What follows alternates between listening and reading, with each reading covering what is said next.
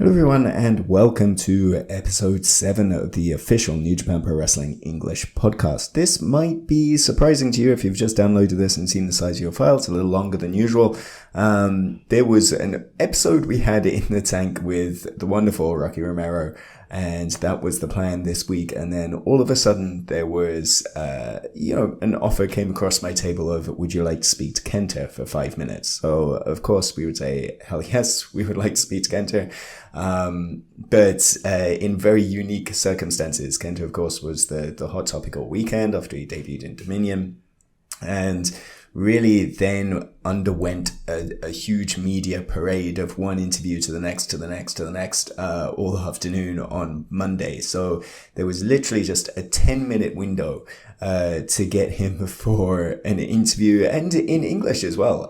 He was gracious enough to do. There will be a full comprehensive interview with him, which was conducted in his native Japanese, and that will be on NJPW1972.com imminently as well. But this was a rare chance to chat to Kenta, a rare chance for Kenta to air his feelings on the air in English. So just a very short window and just a very quick couple of questions from Kenta, but I hope you appreciate them. And then we're going to get on to Rocky. Busy day.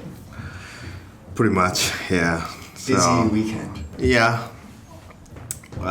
Today I just came back from Osaka and straight to here, so yeah, pretty busy. Same for me. Oh, really? So, yeah. Well, first of all, we saw Shibata-san. Yep. And there was a long, dramatic pause. Yeah. Yeah, that has a little bit of story. Oh, yeah? The Shibata go first, and then he point me, and then I tried to go entrance, but I couldn't. I didn't know where's the entrance. That's why a little bit of time, and then I tried to look for upstairs, and then finally find. Oh, okay, I go. A little bit of time, but. 結構暗くてですね、so it's quite dark behind. I was worried Shibata's arm. It's gonna fall. Wow. So, how did it feel? You've wrestled in Osaka, obviously, many times. Osaka Joho was your first time there? Maybe first time or long time ago. I think. And first time, obviously, a New Japan reign, since 2002. Yes, I think maybe just once. I believe so. And that long gap. Yeah. People associate you with Pro Wrestling Noah. Yeah. In Japan. Yeah. First of all. So why New Japan? As I said, now New Japan goes worldwide. I want to show my wrestling to the world as Kenta, not Hideo Itami. I want to show my wrestling to the world. So New Japan goes worldwide, US or UK, everybody knows what New Japan. So I decided New Japan. So some fans maybe don't know the connection between Kenta and Shibata. Yeah. So where did that come from? Back in 2005. At the time, Shibata was in New Japan. I was in Pro Wrestling Noah.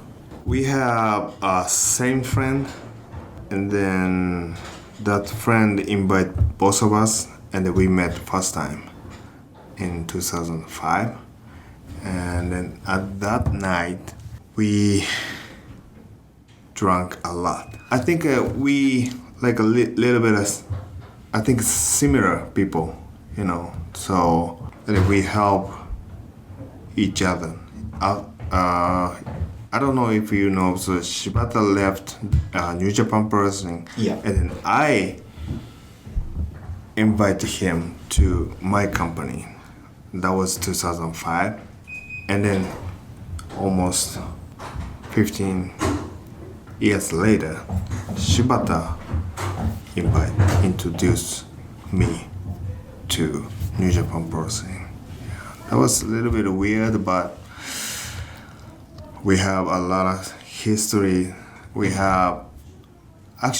never have much against one-on-one, but we have a lot of tag team match and good tag partner. Also, out of ring, we talk about wrestling or something, a hobby, or like it's a good friend for a long time. So you put your name forward for the G1, and lots of people did last night. Yeah. Ospreay did, Shingo Takagi did, John Moxley did as well. And, well, actually, let's touch on John Moxley, because both of you came from the American system. Yeah. Actually, he's the top of the top in WWE. But, as you know, I'm not, so we never talk about this. Maybe there he was on a different level to you, not because of ability, but because of plans and different things. Now in the G1, do you feel, would you like to wrestle him as a kind of, now we're on the same level? Definitely, I want to have match with him, because now I'm not just a stupid Hideo Itami. I'm Kenta, you know. So I want to fight him as Kenta. So I want kick his ass. Yeah. Nice. Who from New Japan would you really like to face most? Everybody. Boring answer, you know. But now Okada is IWGP champ, so I want to have much against him. Also, I'm interested in Naito. I remember the similar ties, and your friends with Marufuji as well. Oh yeah. When Marufuji instantly came into the G1 a couple of years ago. Oh yeah. Beat Okada, that was a huge statement, right? So just finally, are you just for right now thinking about the G1, or are you thinking about past the G1 in Japan in general, or around the world in New Japan? Now I just focus on G1, you know, but G1 is I think hardest tour in the world. It's the toughest tour in the world. So I need to focus on G1. And smooth as silk as a transition, here's Rocky Romero. Hello again, and welcome back to the New Japan Pro Wrestling official English podcast. My name is Chris Charlton, and today we're not in the New Japan Wrestling Towers of Meguro Tokyo. We are in the Tokyo Dome Hotel, because we have a special guest across from me, Mr. Rocky Romero. Hello, Chris. How you doing?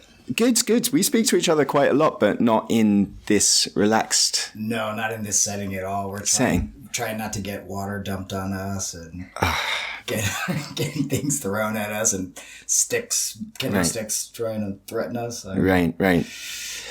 Yeah. This is much nicer. Much more relaxed, much more laid back. Yeah.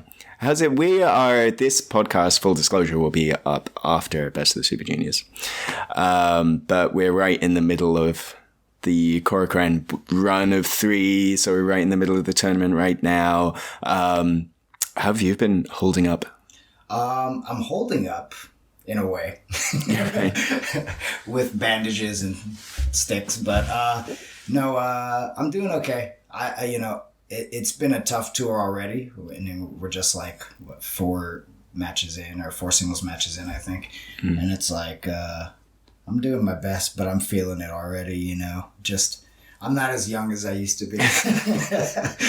After 20 years in the business or so, like it's much harder to do a bunch of singles matches, especially this little section feels like, 3 in a row with 1 day off, and then the 4th one is like, very challenging. It's tougher because the number of matches Yeah. are the same as a G1, but it's more condensed than the G1. So it's like, it's a harder tour for you guys. Right. And then, and the good thing is we don't have the crazy travel schedules of the G1, right? Which is nice. We're not taking the train every day or catching, a plane, which is great.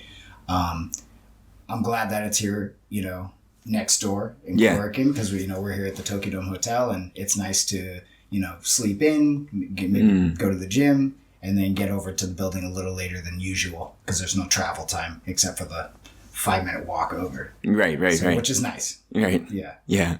You mentioned, okay, you're not as young as you used to be, but like you've been, it's 20 years, but you're not an old guy, you know what I mean? And that was one of the things, I think, like, Juice put it up on commentary. It's like, Rocky's not, but it feels that way because you've been around for a long time. Yeah. And it's to the point where, I think you took people by surprise, and it was almost by design in a way, it feels like, because you've always been there. Right. But you took a couple of years away from the tournament. You've been doing other things, and then you've been with Show and Yo. So like people have forgotten. Right. And there's also so many new fans in the last 2 or 3 years who haven't seen me ever wrestle probably a singles match ever, So I think, it was a big shock there because they're, those fans are probably just used to me, being in 6-mans or 8-mans or something like that, and then getting beaten. So, so they're like, this guy, what the heck is he going to do in this tournament, So, to be honest, one of the biggest reasons I wanted to do the tournament was just for that reason as well, is just I don't feel challenged as a wrestler. I feel like challenged in so many other factors of my life right now, including, helping Show and Yo as much as I can. But I mean, they're at the point where they're kind of, just doing their own thing, and finding themselves. But I haven't done anything with my wrestling side, so I feel like, man, I really wanted to be in this year's tournament. So that's why, like Kevin says, I started getting ready for it like really early and just kind of prepping myself. And, when the opportunity came through and it was for certain that I was going to be in the tournament, I was like, okay, we got to do this now. You got to put your money where your mouth is, So I'm just grateful that, I got the opportunity to do it again. Right. And you've been doing it, when we put this all to bed, like people are going to be talking about you and Will. Right. Yeah, I think for probably... I didn't know people do that. Did people talk about... when good matches happen. Did people talk about it? Were you... Was part of you surprised that people were surprised? Or, no? To be honest, no. I mean, it always feels... I guess you're a little surprised when people really take to a match, I guess. I'm not really in that kind of position all the time. So I don't really... Like I said, I don't really know what it feels like. But... I know I could still go. I know a lot of the other wrestlers think like, oh, Rocky would be great in a singles run or whatever. Like, he could still go. They know that I can still go, but I guess it wasn't a surprise that the fans would be like, oh, wow. But just to hear the response that it actually got, like, I get tweets about it every day since, like multiple tweets a day, and just like, oh my gosh, Rocky and Ospreay was fire, or Rocky and Ospreay was awesome, or whatever it is. And it just kind of feels nice at this point. I'm just like, wow, that's cool that people are still talking about it a week later, especially in this day and age where it's like, things are forgotten. Everything's so quickly. Such a short shelf life. There's so many other matches that have been awesome too, Yeah. People are still talking about the match, so that's kind of refreshing. Right. It's a constant churn of, I think, from both sides. There's a constant churn on the coverage side of like, oh, we've got half a day to react to something, and then another half a day where it's like, here's what's coming up next, and then here's 9 more matches. Right. We've taken the breather from like you and Will, and now it's coach versus coach. Right, now that's the big one that everybody all the marbles rumbling about. All the marbles. He's like, well, actually it's just me and Taguchi that are probably rumbling, but we're trying to get people to care about it. Well, I mean, Taguchi, you're kind of contemporaries in a way. I think that's what's interesting about you, similar age-wise, is a little bit older than you, right? But Right. I mean, We started around the same time. around the same time, yeah, right? 2000, he was Dojo 2002. Right. And then when did you start the LA Dojo? I started LA Dojo in 2002. So there you go. Yeah, so 10 months there training, and then in like October we came over in 2002 to Japan for the first time. Right. And was that the Dome? That was the Tokyo Dome. We did a Muga show. Ah, okay. That was that time. So correct me if I'm wrong, but Muga was. So Tatsumi Fujinami was the president at that time, and he had an offshoot kind of promotion, but it was really New Japan. Yes. Promoted a style of wrestling like that he was known for like 70s kind of old school style. Yeah. Traditional wrestling, and he had this group called Muga where he would promote the shows, but it's really under the New Japan banner. Right. And it kind of, I guess, begat what he does now with like tradition now, like him and Simon Nishimura. Yeah. That's like a reasonably deep cut to your New Japan World Archives is to look at Osamu Nishimura, who's like amazing. But that, I mean, so there's a sense of like the old LA Dojo graduate turned coach against the old Japan Dojo graduate turned coach. But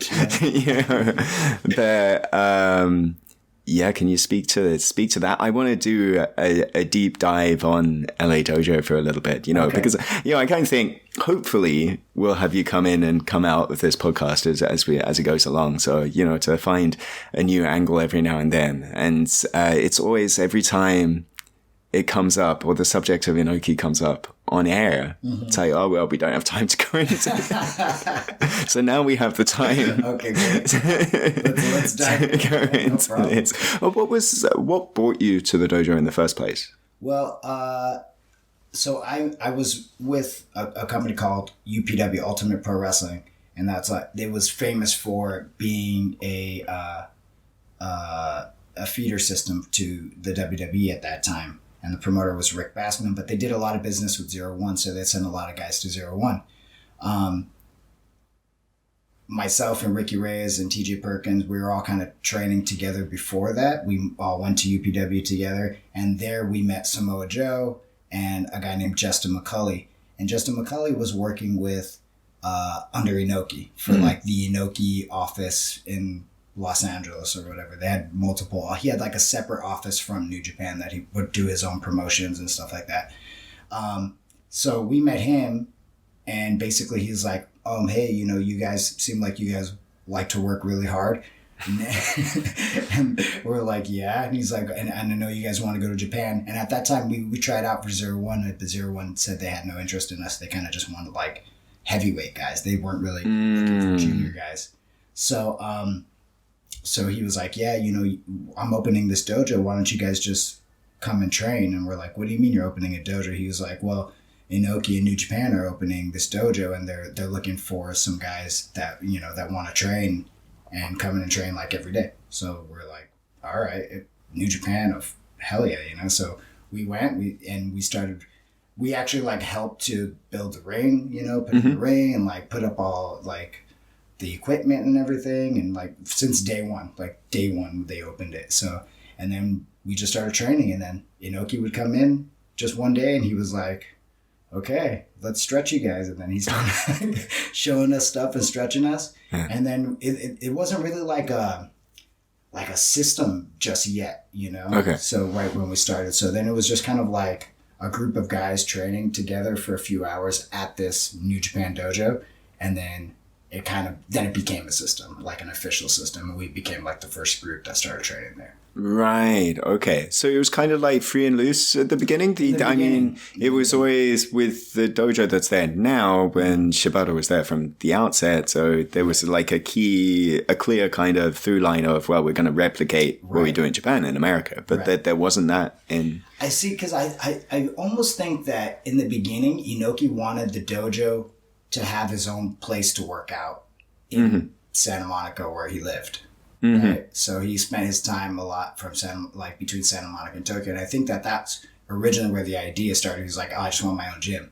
And then it kind of turned into, well, New Japan was like, well, why don't you find some talent and train some guys and like make this a thing. So they did, you know. So, but in the beginning, I'm not sure what the actual idea was. I think it was just he wanted a personal gym, his own place to work out. Yeah, yeah. Was there a strange aura around him when you first met him? I remember like Togi Makabe telling the story where like he sort of, he walks by and he sort of draws himself up and like, sort of straightens his spine. Yeah. It's like, oh, hello, sir. And it's just all like, right. Right. I mean, yeah, you mean it's almost like whenever he walked into a room, whether people knew him or didn't know him, like especially in Los Angeles, he immediately grabbed like people's attention. There's a certain charisma and aura about him that when he walked into a room and you saw people react to him, and even if the other folks didn't know who he was, they would still like, who is this guy? He's 6'3" or something like that, or 4, or whatever he is, and he's just like, he's got the unique face with the chin and everything, and people are like looking at him and bowing, and I don't know, there's just something about him for sure. Right. He's one of the smartest men I've probably ever met. Without a shadow of a doubt. Just the training there in the dojo was so different from anything else, and the way that he constantly was trying to challenge us to do our own thing.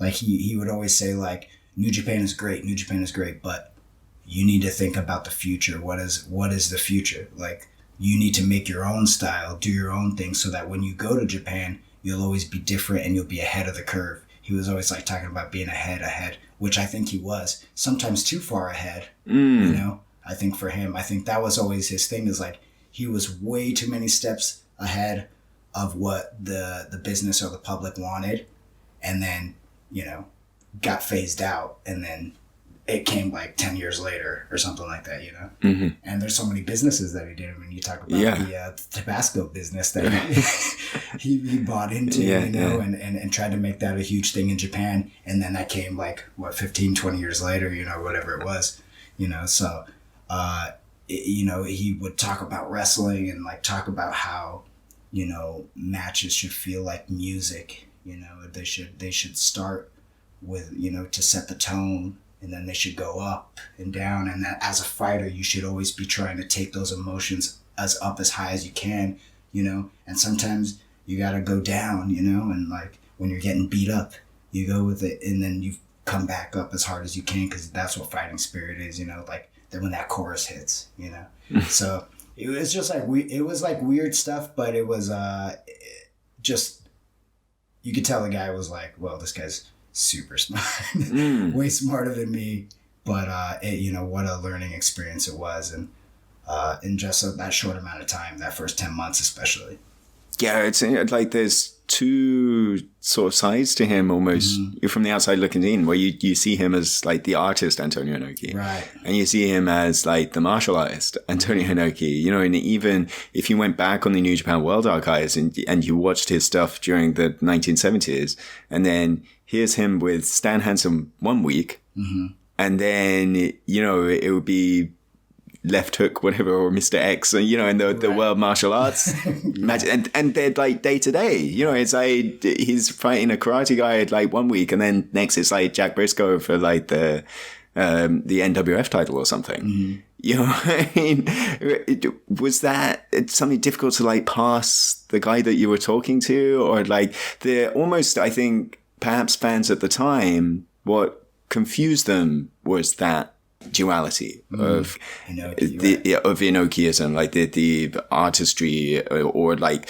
the traditional pro wrestling that people were used to, and then the MMA sort of influence that he was bringing at the same time, and they to a lot of people they kind of butted heads a little bit. Well, I think that for a lot of the students in the New Japan LA dojo, a lot of them were very confused by that duality.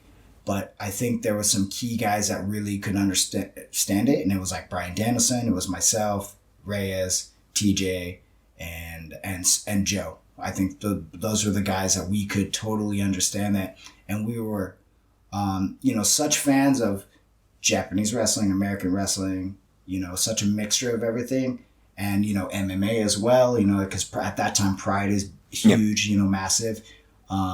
That we could kind of understand the whole landscape of it, so it didn't feel like too weird, we just, you had to remember not to overthink it no matter what. It was really just about you being in the moment, because that's what he wanted you to fight from the heart and be in the moment.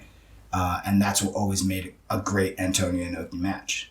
If you really, really strip it all down, you want to take away the MMA, you want to take away this and that. It's just Inoki being a badass, and like, not being afraid, getting his ass kicked and having that sweet chin when he bites down on it and starts delivering slaps, to the face and this and that, and then starts, boom, enziguri to the head, and that explosiveness that he had with that, that's really what it was. It was like bare minimum wrestling, bare bones, heart, fighting spirit. That's what really the whole company's built on. Did you ever get the binter? Did you ever get the slap? I never got. You never did? I never got the slap for some reason. Oh, wow. I don't know why. Was that maybe he liked you, or maybe he didn't like you enough? No, I think he did like me. I think he you never really knew with him. Right. You for probably 3 years, I thought this guy doesn't even know my name. Even though like. Sometimes I would be his driver, sometimes I would drive him around Santa Monica. Sometimes, whatever, like if the dojo needed some stuff, I would go do it for Mr. Inoki, So for like, I swear for like 2-3 years, I had just thought, he doesn't even know my name. I don't even know who I am. But then you would see like, I remember, this is a little later, maybe like 2005 or something, I would say 2005 or 2006. I was Black Tiger at this time, and I was in Japan, and I was staying at the dojo. I would stay at the dojo during this time in Japan, and I get a phone call at like midnight, and it's somebody who worked for Inoki, and he was like, Mr. Inoki's in Roppongi, he wants you to come over right now. And I'm like, this is Rocky. Yeah. Like, yes, I know. Mr. Inoki would like you to come to Roppongi, and I was like, oh, okay. So then I put on my clothes, I go to Roppongi, and then Inoki's there like having a good time with a bunch of his friends, and he's like, sit down. And he gives me like, a glass of whiskey and a cigar. And he goes, you like cigars? Do you smoke cigars? I don't think I ever smoked You do now. Yes, sir. In my life. And he goes, go ahead. And I'm like, yeah, of course. I love cigars. Yeah. So, and then here I am. I'm smoking a cigar at midnight in Roppongi with, Antonio Inoki. And he's like, this is like one of the first times that we talked, like I felt like we were just like talking as two people talk instead of like senpai, kohai, grandmaster, and the student, and he was just, and we talked about wrestling, and he said things like, you're one of my best students and stuff like that, and I was like, wow, this is so cool. the founder member of Roppongi 3K was Antonio Inoki. Mr. Antonio Inoki, and then he's like. So this is a funny story. So then he's like, New Japan was about to do like this tour of Italy. Oh, yeah. So 2005? 2005. Yeah. And he goes, and I think we were in the middle of the Best of Super Juniors, but for some reason in the middle there was this week where we're going to, the company was going to go to Italy. I wasn't supposed to go. I was going to stay in Japan. Oh, okay. So then he goes, are you going to Italy? And I was like, no, I'm not going to Italy. I'm staying in Japan for the week. And then when the tour restarts, I'm going to join back on. And he was like, he was like, how could one of the best wrestlers in the company not be on that Italia tour? We need to show like the world, about these foreign wrestlers are great and how they come to Japan, blah, blah, blah. So then he's like, okay. And then I'm like, all right. And then like we continued on, and then we didn't speak about it for the rest of the night. Next morning at like 7, 8 in the morning, I get a phone call from the office at the dojo, and they're like, can you come drop your passport off because we need to get you a visa for Italy? I'm like, oh. Yeah. So anyway, long story short, we go to Italy, and then I dislocated my shoulder and then ruined my my best of Super Junior that year. Oh no! Yeah. No. Was this the infamous laying of hands at this point? This is the infamous laying of hands. Yeah, that was during the Italy thing. And right. Do you want me to? Yeah, okay. I'll give you the quick version. So, so the final night, after I dislocate my shoulder, we're like in Milan, I think, and a big group of the wrestlers are eating together. So. Misawa, the trainer's there, and so my arm was in a sling, and they were very worried because they were gonna have to take me out of the tournament, and, and we didn't know what was gonna happen. So, Mr. Inoki brings me up to the like basically to the front where he was sitting, and he's like, "How's your shoulder feeling?" And I'm like, "Oh, it's pretty bad. I think I could barely lift it." And he's like, "Take off your sling." And I'm like, okay. Yeah. So I take off the sling, and Misawa, the trainer, is like looking at me, like starting to give me eyes, like, "What are you doing? You're not supposed to be moving it." And then he goes and he takes his hands, rubs them together for about a minute or so. Yeah. And then he goes, Zzz, and he starts putting all his energy and power into his hand, like over my shoulder. And he's like, can you feel it getting hot? Like on your shoulder? And I was like, I was embarrassed and straight and like nervous. So yes. Right. Yes, I'm very nervous right now. So yes, because everybody's now has stopped eating and they're all like staring at us, And I'm like, and then he's like, and he does it for about, I don't know, 2, 3, 4 minutes, 5 minutes or something. And then he goes, "Go ahead, lift up your arm. Should be better now." So I'm like, all my strength to barely lift my arm, and I'm looking at Misawa, and Misawa's waving his hands like, "No, don't lift it. You're not supposed to move it." And I like lift it, and I go, and he goes, I put it down for him, and he goes, "See, it's much better." So I think he was just ribbing me. No. Well, I hear there were a few people at the time that he would put hands upon Hermione.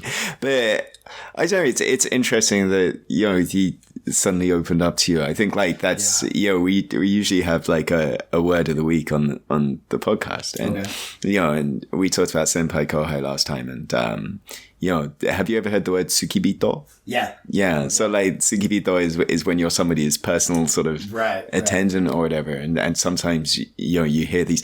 I haven't read many about Inoki. Like I know like Baba and Tenryu, he just never talked. They never talked at all, and it wasn't until Tenryu was just like debuting, he goes out and he goes like, "Oh, am I yoku ganbatta na?" He was just like, "Oh, you've done a good job," sort of thing.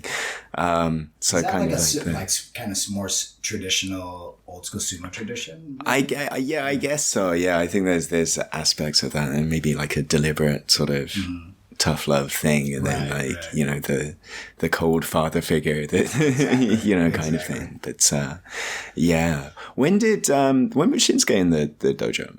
Shinsuke came in 2002. Right. I think he came a few months before we left. So if we left in October, he must have came like in like July or August or something. If I'm correct. And then that's a perfect example, I think, of what Inokiism was and that's why I think like he was so successful in the duality, as we talked about, like being an artist and being a martial artist. He was like very much, he is, that Inokiism. And I think Inoki had a lot of, they spent a lot of time together during that time, and he was always talking to Nakamura and trying to influence Nakamura as much as he could, with the things that he would say and how to think and how to do. And, and still even Nakamura had, obviously, he was always been a very strong spirited person. So even, I think he would get the information and he would take some pieces, and then some pieces he would be like, "No, I'm not going to do that." Right. But even though I think it was still seeping in either way, and it just had to come out whenever Nakamura was ready, and a lot of it didn't come out until many years later, right? Yeah. Because if that was summer of 02, he sort of had that super hot start very early and then went to LA and that I can only imagine like how he was feeling personally at such a young age to be at that spot, which was arguably above where he should have been for that time, right? And then to come over, like, and I think that he'll even admit now that he was in way over his head, at that time. But I don't think he would have said it at that time, But I think he was definitely, because we were talking about it one time, and we're like, when you won the belt, like, how much experience did you have? And he's like, and he didn't really have much experience at all, like not even training in the dojo really. So it was his story is insane. It's so wild. It's so different than everything else, like everybody else's story. The trajectory's like straight to the top, like you said. And Okada as well. He was in the dojo for like a day or two. I remember hearing like maybe a day or a week or something like that. I want to say. But we had a connection with Ultimo Dragon. Right. So Torimon. Yeah. With Torimon. So, like a couple times I went to Dragon School in Mexico City and then trained and like did some CMLL shows and maybe did I did Dragon Cup. And then I did the Dragon Cup and that's where I wrestled Okada for the first time. That's when I met him. And we're like in the second round of the Young Dragon Cup or whatever it is, and we had a singles match with a 16. I had a singles match with 16-year-old, which is just blows your mind now.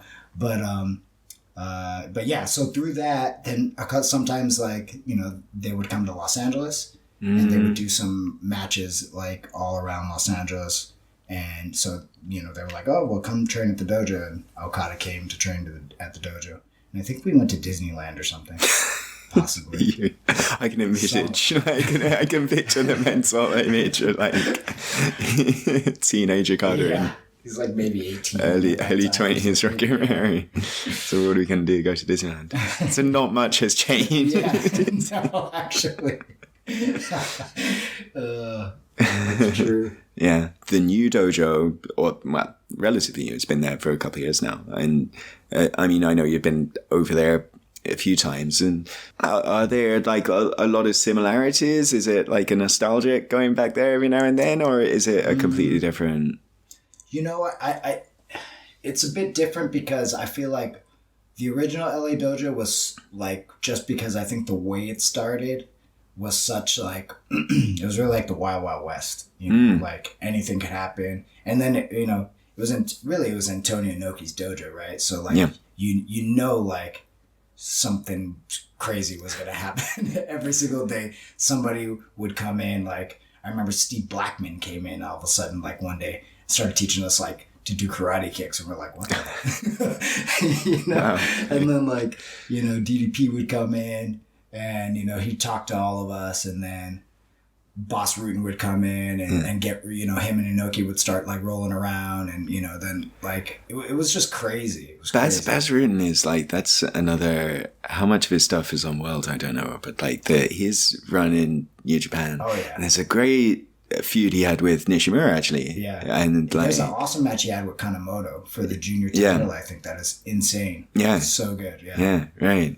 A lot of kind of that era, or what some people I think that are fans of that era, and then the detractors as well. There's a lot of people that come out of there where you go, if this guy had just chosen MMA, he'd be a great fighter. Right. Or if this guy had just chosen pro wrestling, he'd be a great pro wrestler. And there's a lot of like, you see that maybe with like Nakanishi, who like had a lot of, he could have gone either way, right? Or, Baz Rutan as well, who was like a great, oh man, he's a great pro wrestler. He's entertaining, but he's a badass though. Yeah. He was a badass. He was interesting to go out with, cause we were on, that was during that October tour when I think he wrestled Kanemoto, and I think we like cornered him or something like that. Like, cause he had like an LA dojo connection This was like when they're like pushing the LA Dojo a bit. Mm-hmm. So it was like the connection was like China, Justin McCulley, Boss Root, and Shane, Glamour Boy Shane, maybe, and then the dojo students. You know? Right. So that was like interesting thing. So I think we like seconded him, and I just remember thinking, whoa, this is like a really good match these guys are having. Right. I was not expecting Boss Root to be able to be a good pro wrestler, but yeah, you never know. You never knew. You never know at the time. Bob Sapp. Bob Sapp, who was another guy, and he wound up having a longer career, perhaps like sporadically in pro wrestling for a long time. You know, because with DDT as well, like after New Japan. So, but so, I mean, Sapp and Nakanishi, like that debut match where it's like, whoa, that was a wild match. Yeah. Yeah, that was all that same Tokyo Dome, I think. Right. Yeah. Man, I'd love to spend another couple of hours. We haven't even scratched the surface. This is right. We need so Rocky crazy. As a regular appearance on this podcast. But I'm sure we'll have you on. Whenever you're around. I'm totally down. Yeah. I have so much fun talking about the old days, and it's just good I've forgotten so much, because so much has happened since that, so it's kind of nice to go back and reminisce and kind of talk about things. Yeah. And so much to come from New Japan Pro Wrestling as we get to the standardized plugs at the end of the podcast. By the time this goes up, it'll still be at the end of June 29th, June 30th. We'll be in Melbourne and Sydney, Southern Showdown. Then after that, it's Dallas, right? Dallas, July 6th. I mean, I feel like I can't stress how important this date is. The opening of the G1 for the first time outside of, Japan. This is like massive. So, I really hope the hardcore fans and audience will help to spread the message of like, it's going to be probably one of the best shows of the year. It always is. Yes. And it's something that you're not going to want to miss out because it's like this history-making event. So we want to make it as successful as possible. Yeah, absolutely. This is like one of those things where it's like great for the wrestling community worldwide. Like this is a really huge deal. Yeah, I mean, there's only one first time, right? So I think like if you're not there, then you can't say ours at the first sort of international G1. We'll wait till next year, and then it'll be like this is like. I should have gone to... Man, I could have got tickets to WrestleMania 1 and I didn't... this is like that kind of thing. Yeah. Sort of firsts and maybe last year we like Liger's last time in Dallas, perhaps. So I mean, like... Yeah, they just announced Liger for Dallas. So. Yeah. And then after the G1, August 31st, will be Royal Quest in London as well. All of that stuff, njpw1972.com, at NJPW Global for New Japan's official Twitter. You can follow me at ReasonJP. You're already following Rocky, surely, if you're listening to this, but for some reason, if they're not. At Azuka Rock, AZUR. AZU. I always forget. You can't spell. AZUCARROC. There you go. Okay. And we'll talk to you next time. Until then, Goki Genyo. Sayonara.